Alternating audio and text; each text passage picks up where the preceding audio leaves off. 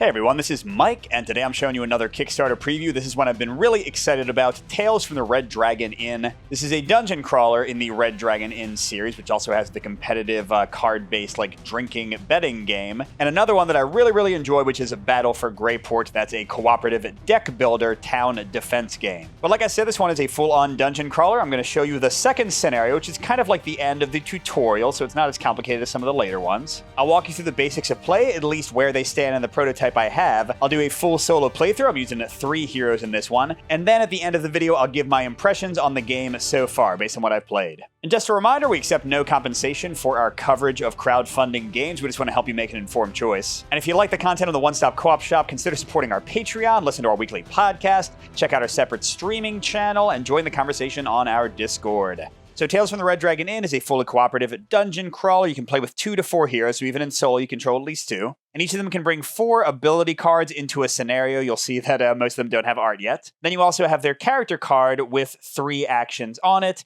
and they can bring a major and a minor item. Although, like I said, this is still just a second scenario, so our items are pretty weak compared to what you can get later. And each of the heroes has a health value. Whenever they take that much damage, they flip to their wounded side, and then if they take that much damage again, you lose the game. And a cool little touch is that their actions and what they can do changes when they get wounded, sometimes even becoming stronger. And the game is played on hex-based boards like this one, and one of the cool things is that each of the scenarios has its own entire board with unique art. It has all of the activation information for the enemies on the right. It has a summary of the round sequence on the left, so it's really kind of like a one-stop shop for all the things you need for that scenario. And the scenarios I've seen can have pretty different objectives, but this one is pretty straightforward. We're trying to kill these slimes that are under the cellar, break through these rock walls ahead of us, until we progress all the way to the blob room, where we'll face the gelatinous blob and try to defeat him. We gotta kill that boss before he can escape the dungeon. And the round sequence is pretty straightforward. Let's walk through it. So first, in the ready phase, each hero is gonna remove 1 cooldown token from their abilities. And to explain what that means, most hero abilities will have a cooldown rating, like this 4 here, which means if the hero uses that ability, they place that many cooldown tokens on it,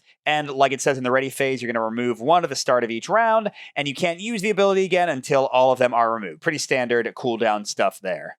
Next, you roll the scheme dice. You get to see what the enemies are going to do this round. And these are the 2 types of enemies we get to play with in the first 3 rooms. A glitched moblin is like a little robot goblin who, in this scenario, doesn't know friend from foe. So we can try to get them to attack the slimes and help us out, or of course they can attack us. And then the slimes themselves are our main competitors. But how it works is we roll a die for each type of enemy, and the die rolled will tell you which of usually their 2 action options they'll use. So here the glitched moblins would be doing error, I don't feel so, boom, where they will not move, but will do a big attack in every adjacent space. And the slimes will be doing slorp pop, where they will move toward the nearest foe and then also do a big burst attack. And the last step of the ready phase is create the initiative bag. You take 1 token for each hero and then 1 token for each color of enemy. Here we've got blue for the glitched moblins and black for the slimes. And these all go into a bag, and you're going to be pulling them out 1 at a time to determine the initiative order, which will be random round to round. And speaking of, that is the combat phase. You draw 1 initiative token at a time, and you resolve their actions. When a hero is drawn, they get to resolve 2 actions and 1 shenanigan, kind of like a minor action, but this game is all about humor, so they didn't want to just call it that. Whereas when an enemy token is drawn, you resolve the action you rolled for at the beginning of the round. Oh, actually, I guess they were doing the javelin one, not the boom one. And you resolve it in ascending order. You've got cards that track status conditions and health. So in this case, glitched moblin number 1 would go first, then 2, then 3. And I believe in the actual game, these will be standees, but I didn't use the stands because I wanted to make it easier to see, but you can see their number is right there for easy reference. Now, the enemies will often move, and the heroes each have ways to get movement. Each space generally takes 1 point of movement to move through, but the yellow is difficult terrain. It takes 2 to enter. And the red spaces tend to be some type of dangerous or hazardous terrain. In this scenario, it's acid pits. If you go into it, you take 2 damage, and also if you end the turn there, you also take 2 damage. Although very sadly for me, it'll only affect the glitched moblins and my heroes. The slimes, they're made of the stuff. They are not affected by it, neither is the boss. Now, a lot of ability cards and actions will let you attack somebody. In this case, Eve can do this attack at up to range 4 against 2 different foes. And it will indicate a number of yellow dice, although sometimes it'll also just do a certain amount of damage. And here are the prototype dice. They've got 2 single hit spaces doing 1 damage. They've got 2 with a single hit and this exclamation point. We'll get to that in a second. They've got a double hit side and a critical side. These are exploding criticals, which means you get to take this hit and you roll the die again. You can keep on doing that over and over again. So here I would do 2 and an exclamation point. What does that mean? Well, that relates to the epic pool, which is shared between all of the players. And how it works is at the end of any attack that did not use black dice, which come from the epic pool, we'll get to those in a second, you count up the number of exclamation points rolled and see if it exceeds the number of dice currently in the epic pool. So in this case, it would, because 1 exclamation point is more than 0 dice. And in that case, you add one of the black epic dice to the pool. And now at this point, I would need 2 or 3 or more exclamation points to add a second die. No matter how much you exceed the number of black dice, you only ever add 1. And these dice can be used for 2 effects. You can take as many of them as you like to empower your attack. You basically roll them with your attack before you roll the attack results. And these dice are incredible. They will always roll 2 or 3 damage, and they also have a crit side. Or anytime a character gets attacked, you can discard 1 or more dice to stop 2 damage for each die discarded. Now, there are a few more details in the individual heroes, but I figure I'll go over that when their first turn comes around. So let's jump in and see how this goes. All right, so as we get into the playthrough, just to note that I'm playing on Legendary difficulty, which is not the highest difficulty. They're actually adding a lot of different ways to kind of modify how the game goes. But this is a pretty hard mode, so things might not go too well. And by the way, I was instructed where to put monsters on based on my difficulty, because it's mainly about how many monsters you spawn on these letter spaces, so you know exactly where the enemies go. So we're in the ready phase. We don't have any cooldown to do. We already rolled the scheme dice. We'll just keep the results we already had. Let's create the initiative bag and start drawing. And first is Gerki, our rogue. So let's take a little tour of Gerki. He's got 8 life. His basic actions he can use over and over again because they have 0 cooldown are Sneak Attack, where he does a melee attack for 1 die plus 1 automatic damage against a foe, and he has Backstab. We'll get to that in a second. Then he has Thieves' Canter. He can move 4, and he can pass through traps, which currently aren't on the board, but that would be nice if they were. And finally, he has an action to Invigorate 1. That means he can take away 1 cooldown token from one of his abilities, which clearly is a minor choice unless he has nothing else to do. Now, Gerki's 1 attack ability mentioned Backstabbing. He has this little Backstab reference card. And to backstab somebody, as in many other games, basically an ally has to be adjacent to the person he's attacking, or the person he's attacking has to be on negative terrain, or they need to have any kind of negative token on them. Now, looking at Gerki's other stuff, he has an item just like everybody else. It just lets him discard it from the scenario after a single use to deal +1 damage after he sees the result of an attack. They all have that. He's got a potion to heal himself or an adjacent character 4 that would use his shenanigan, which remember every turn he gets 2 actions and 1 shenanigan. He also has a shenanigan called, look, over there, distraction. It has 2 cooldown, it lets him leap 2. That means he ignores intervening terrain and enemies, and he gains an evasion token, and this also gives him 1 to start out. Basically, when he gets attacked after he suffers the damage, he can dodge away so he doesn't get attacked more. Then he's got a little bit of Contact Poison, always hurts. This has a 4 lightning bolt instead of a cooldown. That means he can use it 4 times per scenario, so it's not based on cooldown. He can use it over and over again. And it says anytime he begins an attack, before he does damage, he can weaken the target. Weakening means that they'll do that much less damage on their next attack. But the big thing is, weakening also lets him get his backstab bonus. So it's kind of like a free backstab if nothing else works out for him. Then he's got 2 nice attack options. Hit and Run lets him move 1, do a nasty melee attack, and then move 4 afterwards. And then Just Throwing This Out There has 3 uses, and he can do a range attack, also very nasty attack. So that's Gerki. Let's see what we want to do. So Gerki's right next to one of these glitched moblins. Seems like it would make sense for him to attack one of them. Although they can help us by also hurting the slimes, maybe I should leap instead. You know what, let's do that. I'm going to go ahead and use my distraction for 2. It gives me an evasion token for later. Now, it's a shenanigan, so I still have 2 actions, so I'll leap 2. Let's go over here. And normally that would cost 2 movement to enter, but because I'm leaping, I ignore those kind of things. And also, normally you can't enter an enemy space, but again, leaping. And for my first regular action, let's stab this dude. I think I'll use Hit and Run, just because I want to do more damage, so I'll take the 3 cooldown. So lets me move 1 first, which is useless because I can't you move in there without 2 movement. Then I attack for 2 yellow dice, or 3 if I have Backstab. And I'm going to go ahead and use one of the 4 uses of my poison to weaken this guy so that I can backstab him with both my attacks this round. So I get 3 dice total. These guys have 7 life. And let's see, that is 3, 4, plus an exclamation point, so I'll get an epic die for later. That was on 6, and let's go again. This time with my basic sneak attack, which will be 1 die, plus 1 automatic, plus another from the backstab. Now, I did add one die into the epic pool from the exclamation point I got, but there's no point in using it here because every yellow die does at least 1 damage, and I already have +1 from the attack. So there's no possible way for me to fail to kill this guy who only has 3 life left. But maybe we'll get 2 exclamation points. That would be cool. Oh, look at that. So now we add a second black die. Someone else is going to smash some people. So 6, you are dead before you even knew what hit you. That's what Gerki's all about.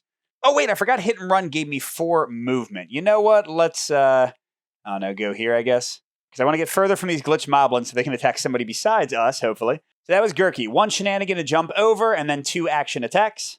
Next we draw Eve, the illusionist. Let's meet her.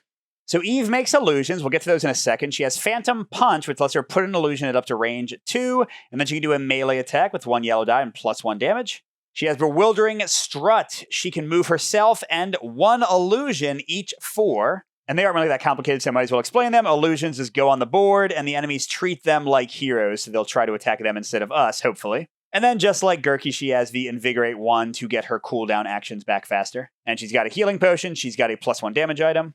But as for her abilities, her Shenanigan lets her put an illusion at range up to 4 for 3 cooldown. Her Flim Flam Strike has a 3 cooldown as well. At range 5, she can attack for 1 die, +1 against a foe. And then she can move that foe as though she were controlling it 1 space and everyone adjacent to him 1 space. Which is pretty dang amazing when there are traps on the board, but with the slimes ignoring the acid pits, not quite as useful here.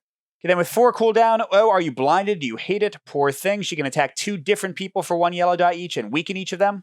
And finally, look at my eyes. 4 cooldown, she can attack 1 person, then move them as she likes. So let's see. What I'm thinking is maybe I'll do something to like move the glitch moblins over toward the slimes because they're about to do a javelin attack against the 3 nearest figures, hurting them each 1. So if they're like right in the middle here, they'll just like go crazy and splash each other with tons of damage.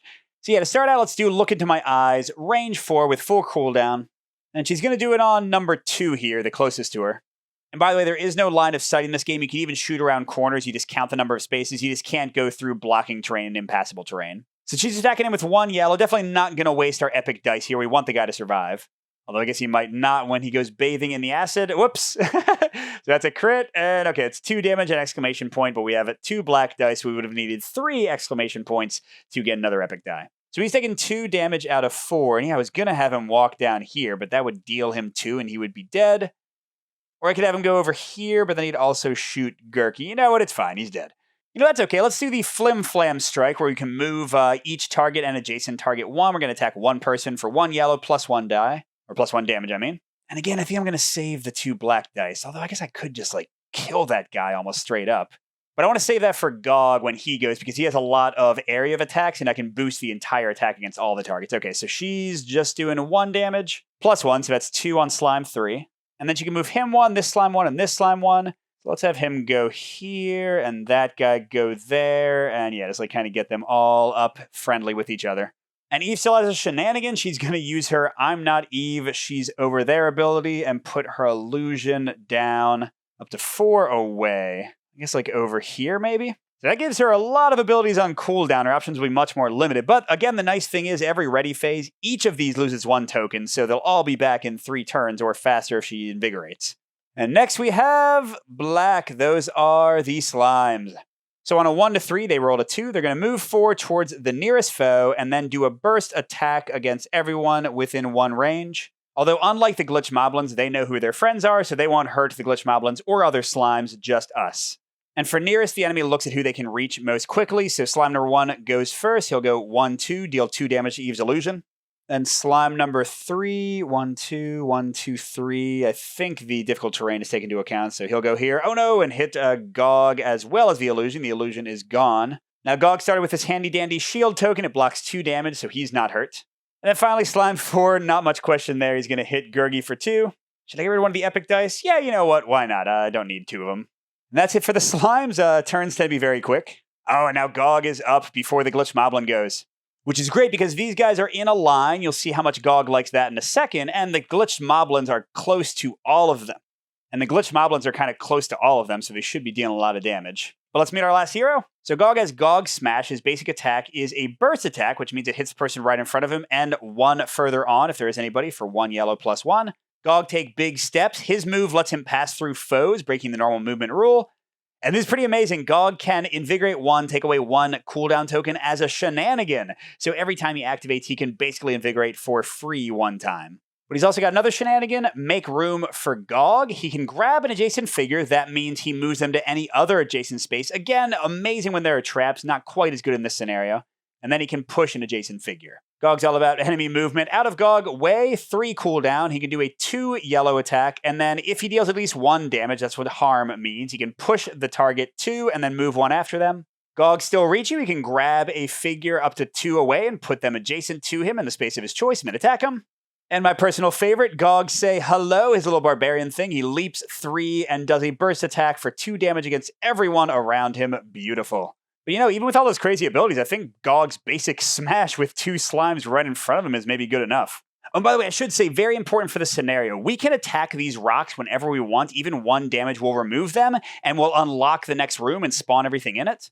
Now, you might ask, why the heck would we ever do that when we're already fighting enemies in here? Why wouldn't we just stay and kill them all? And you can, but if you ever end a round with no slimes on the board, you get a little bit too greedy killing things. The room opens automatically, and we also spawn new slimes on each of these acid pits. So we want to kind of like fight until we're almost out of enemies and then break down the door before we finish the deal. But yeah, like I said, let's do a Gog smash against 3 and 1, and we'll definitely use our 1 remaining epic die for this, and he gets +1. It's 1 roll for everybody. That's 4. That's a lot of damage. +5. Now remember, you cannot get epic dice in a roll using epic dice. So even though I got 1 exclamation point and there are currently no epic dice in the pool, I still can't gain any more. But that was 5 +1 from Gog's ability, 6. So yikes, he just executed number 3, and number 1 is down to 1 life left. Now, Gog could use his once per game bar stool. He also started with a bonus damage token. He can discard that to finish somebody off. But you know what? I think Gog will finish off this guy with his second attack. So let's go ahead and use Gog say hello and leap at them. So leap 1, 2, 3, boom. And he's doing a 2 dice attack against each of them. So number 1 will die no matter what. And if he can do 4 damage, number 2 will die. Or not number 2, whatever that Glitch Moblin's number is. Big numbers! Okay, we got a chance. That's 2 with a crit. 3, and we do get an epic die for later use. And once again, I could use a bonus damage to finish this guy off. 1 is definitely dead. But I don't think it's really necessary. Their range attack only has 3 range, so they're going to hit Gog and this guy and the slime, so they'll really be helping me out mostly. Although actually, for his remaining shenanigan, I could grab the guy and shove him onto the acid. Or I could invigorate my skill to get it back faster. So killing this guy would prevent 1 damage to Gog, but also 1 damage to both of them. Nah, I'll invigorate Gog, say hello to get it back. So I take 1 of the cooldown tokens off of it at the beginning of the round. It'll take off another one, so it's almost available. All right, and clearly the Glitch Moblins will go blue. And they'll do their number 4 action, which is Error, Purging Supply of Javelins. They move 1 towards the nearest foe, and then they attack at range up to 3 different foes for 1 damage each. So number 1 moves first. He can get here with his 1 movement. Then he's attacking the 3 nearest figures, and I think we choose when it's a tie. I'm not 100% sure about that, so sorry if I got that wrong. So I'm clearly going to choose 4, Gog, and 3. Oh, so I guess 3 will be dead before he ever activates. But Gog takes the first damage of the game, but he's got 10 life, more than anybody else. I'm not going to waste the epic die to stopping 1 damage. He kills the other Glitch Moblin and hurts the slime, who's got just that 1 damage. And with that, we go into the objective phase. First, we see if anybody's sitting on an acid pit, they would take 2 damage unless they're a slime. Then, as I said, if there were no slimes on the board, we would have to advance to the next room in a negative way. And we clearly haven't found the boss to kill yet, so nothing happens. We go to the next ready phase, which means we get -1 cooldown for each ability that has cooldown on it. I'll just show Eve's, but you can trust that I'm doing it for everybody. We roll the scheme dice for everyone still alive. They're doing javelins again, and they're doing Funt, which means they'll move 3 towards the nearest foe, and they'll do a range attack. Oh, 2 damage against one's foe. And if they hurt them, we place a 3 damage trap in any space adjacent to the target, although again, that won't affect slimes, only us and Glitch Moblins. And let's see who's first. Gerki again. So he's sitting right by our friend the slime, but we don't want to kill him yet. So maybe Gerki should play it kind of cowardly and like attack this guy and bide his time. Yeah, I hate to say it, but I think that might be the right call. So for his first action, I'm going to have him move up to 4. He'll just stop here on the difficult terrain there. And then for his second action, he'll do a sneak attack on this guy, which does get backstabbed because of Gog. Thank you, sir. So that's 2 yellow dice plus 1 damage. Pretty good chance of killing this guy. That'll do it. We've got 2 and 1 exclamation point. Thank you, crit. 3. We did not get 2 exclamation points. We already had 1 black dice. We don't get another one. But the Glitch Moblin is straight up gone. Although sadly, Gerki's only shenanigan is still on cooldown, so he is done. He can't use the shenanigan as a regular action. Next is Gog. Dang it, I want the slimes to go. Well, let's see. We'll definitely use Gog Keep Going to invigorate Gog. Well, I guess we don't need to if it's going to unlock anyway. But we can still have Gog smash the one slime as long as he doesn't kill it. So for Gog's first action, we'll do Gog Take Big Steps. Remember, he can move through enemies, and he'll go over here because otherwise the splash damage of his Gog Smash would actually hit the wall and open it. So not going to use the black die. We don't want to deal that much damage. It's just 1+1, and again, not enough exclamation points, so that'll be just 2 damage. Which means the slime's got 4 left, and Gog doesn't really need to use a shenanigan, so we'll ignore that. And now, come on, slime before Eve, slime before Eve. Blackest slime, yes! All right, and the slime's going to attack the nearest person with a 2 damage attack, and then force us to place a trap next to them if we get hurt. But we'll use our 1 epic die to just cancel the damage, whether they attack a Gog or a Gerki, we're not going to worry about it. All right, 2 left. Eve's going before blue, which actually I think is good, because if she opens the wall, that means the glitched moblins will still get to go, and if we're lucky, they'll stab the new slimes. Now, sadly, her move only gets her 4. That's her first action, then her basic attack is a melee attack. So she's going to have to use her double target blinding spell to blast open the wall. But let's go ahead and do it, so it'll weaken that one slime if it's not dead and deal 1 yellow damage. All right, so the slime... Oh, there we go. We did get an epic die at least. And the wall is blown open. And we're getting a glitch moblin on, B and C. That might be too close to us. We'll randomly draw them, 1 and 3. And then, yikes, on the difficulty setting we're on, slimes on every space except A. So boom, boom, boom. Lots of slimes. But because we broke open the wall, we're not going to spawn slimes on the acid pits. Yay! Now with the end of Eve's turn, she couldn't use her shenanigan. It's still on cooldown. So we got our glitch moblins. And they roll the same javelin action as last time, so they're first going to move 1 towards the nearest foe, but they consider each other foes, so they're not going to move at all. And then they'll do 1 damage range attacks against the 3 nearest enemies. Oh, this is amazing. So 1's going to hit 3, and then I get to pick out of 2, 4, 5. Let's have him hurt the new ones. I think we can finish off 4 pretty easily ourselves. And then 3 will return the favor, throwing a javelin at him, and sure, let's do 2 and 5 again, double it up. And those were the last ones, so that's the end of the round. So we start the next round, we take away cooldown. Eve is the only one with everything in cooldown. Gerki and Gog are mostly good to go. What schemes are our friends planning this time? Oh, this time they're going to do a big 3 damage attack against everyone adjacent to them. And if at least one person is hurt, they deal 2 damage to themselves. So man, I really hope Gog goes first. He could drag some slimes next to them and have them blow up the slimes. That would be awesome. Speaking of the slimes, they're going to move towards the nearest foe and then explode in a burst. So that's nasty if they get a lot of those off. Oh, all that matters is who comes out first. Eve, I don't know if that's what I wanted. Oh, I've got kind of a fun idea, though. She could run in with her first action, do a melee attack, and place an illusion to take some damage. That was the first option I was thinking. But let's be a little bit trickier. Let's use the first action to catch her breath and get Flim Flam Strike back. And then she's going to use it. That's range 5, 1 yellow die, and 1 damage against a single foe. She's not going to use the epic die, and she gets a target number 5 here, so she gets to move number 2, number 5, and number 3, 1 space each, because I'm thinking I'll put them next to the glitch moblins and have them hopefully die in a fiery explosion. All right, so let's roll for the damage. 2 plus 1 is 3, wow. So number 5 only has 2 life left. Okay, so boom and boom, but this guy will leave back. We don't want him closer to us. That was Eve's entire turn. Maybe that was a bad choice. Come on, blue token, come out. No, not the slimes. So they're each moving forward towards the nearest foe and then attacking for 2 damage all around them. So number 1's going to go 1, 2, 3 and attack Eve. Yeah, this is going to be pretty bad, isn't it? I will go ahead and use the epic die to cancel that damage. And the next is number 2. He's going to go right here and hit Gog for 2. Number 3, let's see, 1, 2, 3, 4. 1, 2, 3, 4, 5, 6, 7. Yeah, I guess he would move towards here to try to get to the empty space. 4, oh no, hits Gerki and Gog, no! I probably should have saved the epic die for Gog. He's already half dead. Well, not dead, but half flipped. Okay, 5 can get in, so Eve does take 2 damage. Then finally, number 6. 1, 2, 3, 4, 5, 6. 1, 2, 3, 4, 5, 6. It gets equal distance, so we'll have him go like there, I guess. Yuck, that was nasty. Okay, but now Gerki's up. I knew Gerki's got backstabbing ready to go on number 4. Let's do that.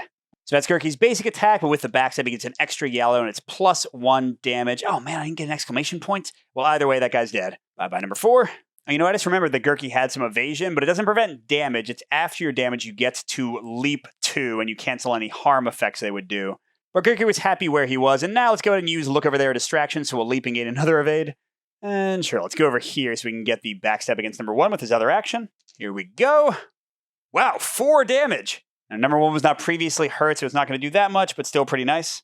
All right, and Gog before the glitch moblins.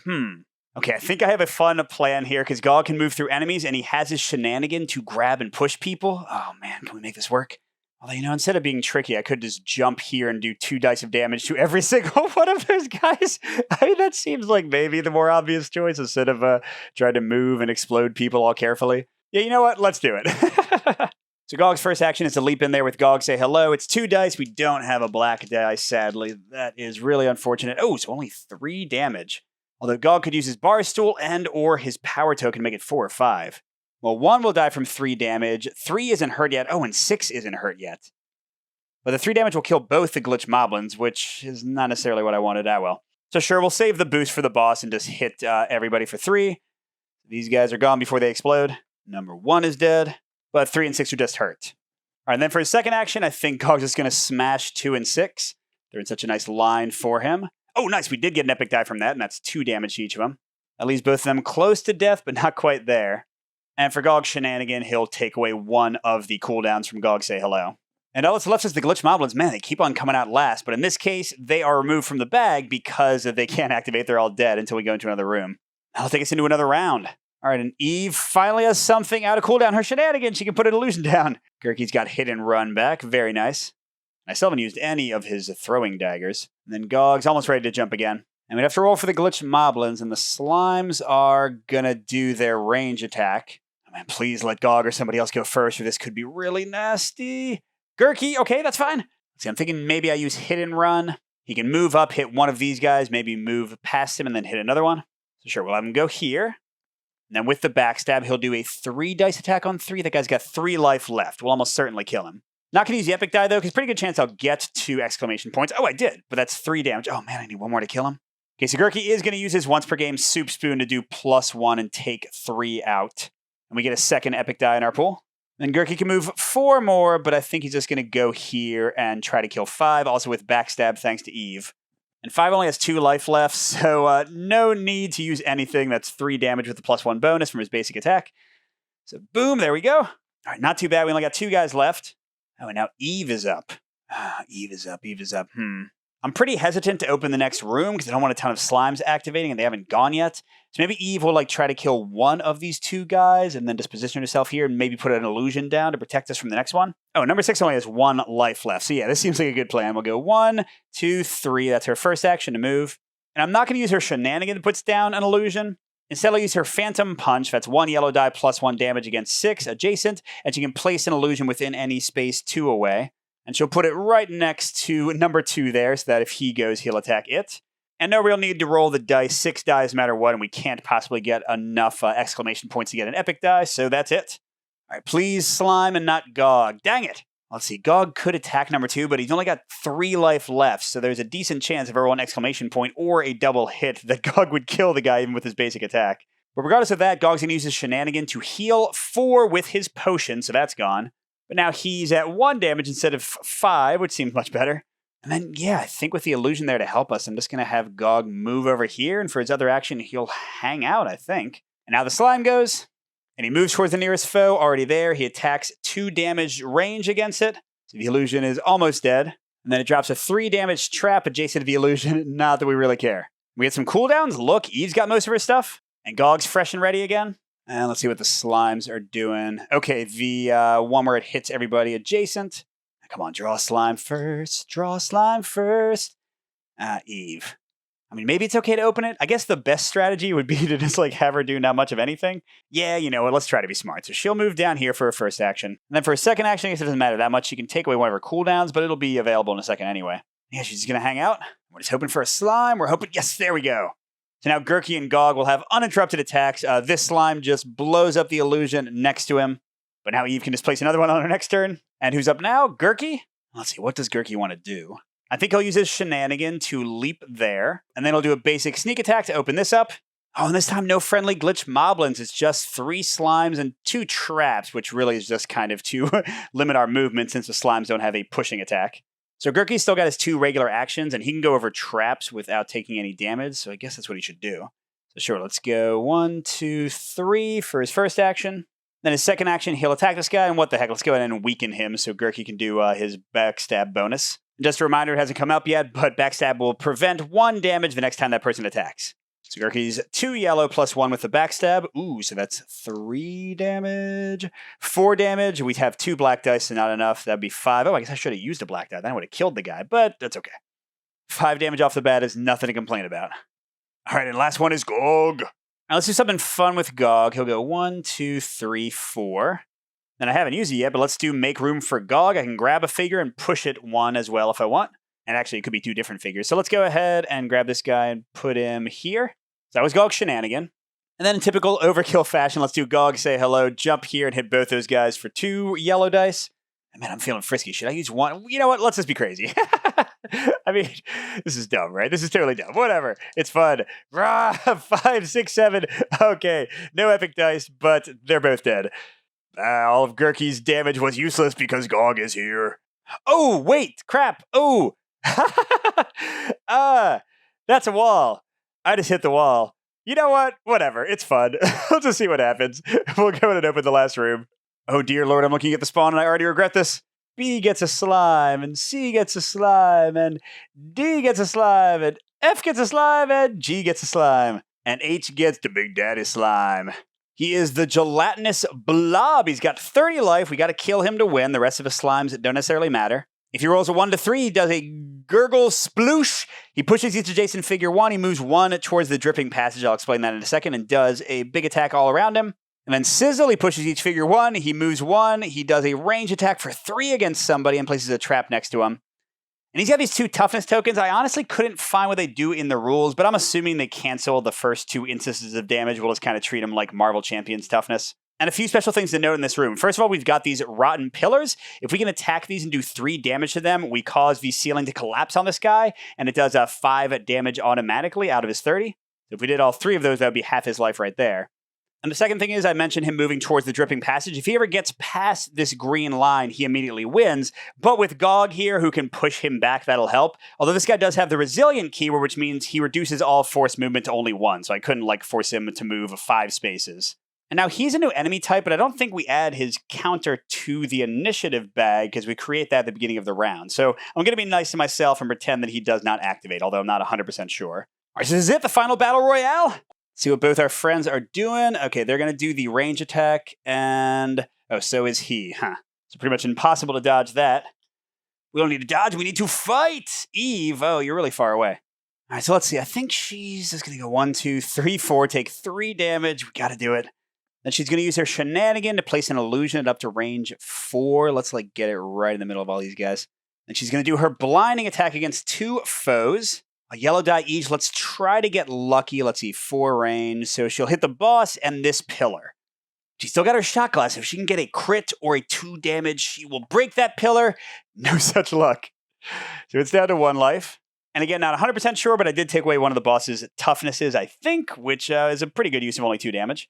Or sorry, what do I mean 2 damage? I'll just do 1 damage and not use the shot glass yet. Oh, but that was it for Eve. Now she's a sitting duck. Come on, not the slimes. Ooh, Gog, yes. Gog will defend you. Now let's see, is there any way to hit the boss and the pillar? I don't think so. Yeah, I don't have Gog's leap, so let's just have him move 1, 2, 3, 4. And he'll do out of Gog way. He'll attack for 2 and then push the monster again, only 1, and then he can move up if he wants to. All right, come on, let's get a black die up in here. Ooh, a crit. That is 2, 3, and an epic die for next time. So I guess that takes away the other toughness, and now the boss can actually be hurt. And Gog will use his shenanigan to take away from Gog say hello so he can leap and attack next turn. All right, I imagine we'll have an enemy before... Never mind. Okay, every hero. That's fine. All right, Gerki, let's backstab, baby. Although Gerki doesn't have hit and run or his jump on cooldown, so he'll just have to walk. 1, 2, 3, 4. And you know what? I've been saving these. Even though I'm right next to the guy, I'm still going to throw a throwing dagger at him because it'll be 3 dice instead of 2. Let's use our 1 epic die. 2 big damage. Ooh, that looks pretty good. 3, 4, 5. Unfortunately, the exclamation point. 6 with the crit. 7. Okay. That is our first real damage on the gelatinous blob. He has 23 left. Yay. We're going to smack him down next turn, assuming we survive. Oh, and the blob himself is going first. So he's going to push us each one, then move towards the dripping passage, and then do a 3 damage attack against one of us and put a trap next to us. So he pushes both of us. I'll clearly have Gerki go here instead of into the acid, and Gog has to go there. And then he's going to move there. And Gog's hurt less than Gerki at this point and also more out of the way, so we'll have him attack Gog for 3. And where do we want the trap to go? We want it where we're not going to get pushed, so let's put it there, although then it's hard to get to that pillar, but that's okay. And finally, nightmare time. The slimes are activating. So each of them is moving towards the nearest foe, then attacking at range for 2 damage, and then placing a trap. So we got to go in order. We don't have one number 1 out. Oh, number 2 still up here. 1, 2, 3. You didn't reach anybody. Okay, the number 3 is going to attack the illusion. She's not dead yet. Good job, illusion. But he does still leave a trap out. Number 4 is over here near Eve, so he's going to get right up on her, hit her for 2. Wow, she's at 7 damage, so she's 1 away from flipping. And then a trap here. Okay, 5 will kill the illusion. I guess place a trap next to it. Can we go on to places already dangerous? Sure. Okay, and then 6 and 7. 6 is going to hit Gerki for 2. He's got 4 life left. And a trap, okay. And then 7, I guess that's as close as he can get. Oh, that's right. They don't care about traps because they can't be hurt by them. So I'll say that he goes to Gog, and Gog will have 4 life left since he is stronger than us. And then, if we're saying we can put on a red, I don't know. This is bad because what if they go first in the next initiative round? What if they go first in the next initiative round? Everyone think about that terribleness. We're going to stay optimistic, right? We're going to stay optimistic and hope that maybe, I don't know, Gog goes first and like leaps in here and kills everyone. First, let's roll for their actions. Okay, they're doing the range one again. Maybe a good thing, I don't know. And then he's doing the attack everyone around him, which I think is actually the worst one in this case. Come on, not slimes. Gerki, okay. Gerki, lay the smack down, sir. All right, so let's see. I can throw 2 daggers. I can do the hit and run. I got some poison. I can jump. Although actually, for my shenanigan, lets us heal 4. Oh, wait, he's going to be fully healed then? That's okay. That way he can tank for everyone else. Okay, now for his 2 actions, let's just throw 2 daggers, man. And first dagger, I'm actually going to throw at this pillar, because it'll do 5 damage to the boss if I destroy it. I don't think anyone else can even get over there. And yes, we did get an epic die, so we can use that in his next attack. So the pillar's destroyed, 5 damage to the boss. He's at 12 out of 30. Now dagger number 2 in the face. Oh, wait, hold on. I would not have rolled an extra die against the pillar, because clearly I didn't have backstab on it. So let's re-roll this and see if we even get the epic die. Okay, that was actually perfect. That's 2, 3 damage, and we still get the black die. So that worked out, and now we attack the boss with this. Oh man, that's right. We can't get more epic dice, but that is still 6 damage. So Bossy Boss over here is at 18 with only 12 left. All right, Gerki, that was pretty slick. Let's see who goes next. Come on, Gog. If we get Gog, you're gonna die. Yes! Okay, what am I doing? Oh, Gog, say hello. Jump over, smash the pillar, smash number 7, smash the boss. Gonna be so good. All right, so we only get 2 dice, no epic dice to use. Just 2. But actually, psych, it's 4, because we have our Barstool end of the +1 we've been saving. So that's 4 to the boss, 4 to 7, 4 to this pillar. We do another 5 to the boss. If that's 9 to the boss? Yeah, buddy, you going down to 27 out of 30? And Gog, what do you got for your finishing blow? Gog still reach you. Grab the boss and attack for 2 dice. Come on, we just need a double or a crit. Just need a double or a crit. Do it! Just the crit! Oh, I did more 4 damage. So assuming I played toughness correctly, this guy is dead. Which is good, because probably the slimes were going to go next. Let's see. Oh my god, what are the chances that I get all 3 heroes out of 5 tokens in the bag? Wow. So okay, we could have finished him off even if, Gog didn't do the job. So that was scenario 2 of Tales from the Red Dragon Inn. Again, this is still kind of part of the tutorial, so it's not like the most difficult scenario, but that was on a harder difficulty, although it could have pushed it even further. But let's get into my thoughts and impressions of this one. So a big thing I want to highlight with this game, which will rub some tactical combat and dungeon crawler fans the wrong way and others will love, is how streamlined and straightforward and quick to play and teach it is. For example, enemy activation is incredibly quick. You get a hint as to what they do, which can lead to some cool combos, like when I was trying to throw the glitch moblins into them to blow them up. Now, it's not going to have the complexity of enemy activations from something like Gloomhaven or Sword and Sorcery, but it also isn't going to have the annoying parts of those and trying to track everything. It's just very quick to resolve, very easy to see, and still has some tactical options in what the enemies do. And similarly, what you can do on your turn is very straightforward, but also pretty interesting. Now, you're never going to have more than 4 abilities. You can get more like cool items and things. But these abilities keep leveling up in power and also giving you more options. You don't have to bring the same things from scenario to scenario. And they just tend to be a lot of fun. Now, the one knock I have against this scenario specifically is that one of the most fun things to do in the game is to throw enemies into terrain features and stuff. That's a big deal in all the other scenarios I've played.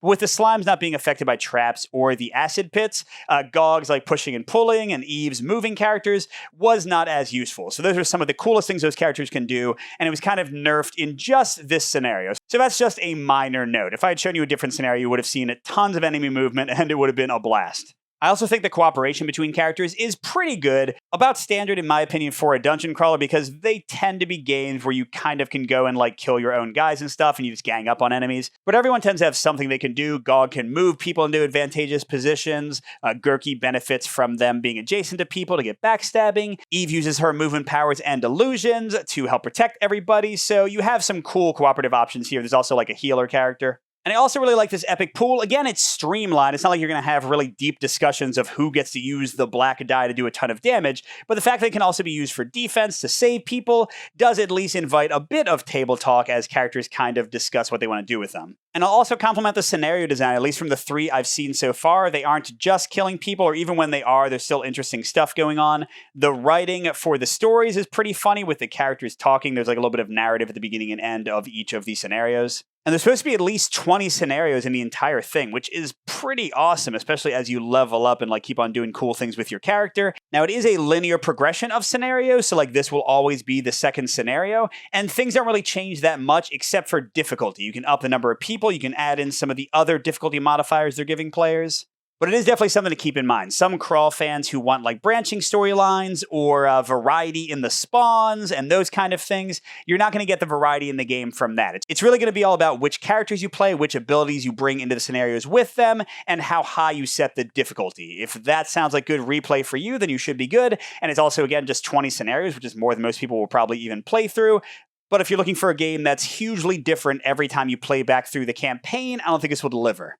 Another thing that I generally enjoy, but I think will be polarizing for players, is the initiative bag. Because as you saw, my potential victory or crushing death, well, maybe not crushing death, I think we might have survived, but some very bad things would have happened if I had drawn the wrong token. I think that gives a ton of excitement to the play, but it also might feel random to players who want a set initiative order and kind of more predictability to that kind of stuff. But yeah, at least from what I've played, if I'm looking for a fun, funny, tactically interesting dungeon crawler that's quick to explain and quick to play that I'll be able to play with my game group and my family, I think Tales from the Red Dragon Inn could be a winner. So definitely check out the Kickstarter page. It's one that I think I'll be backing, and you can see if you're interested too. Good gaming, everyone, and I'll see you at the next stop.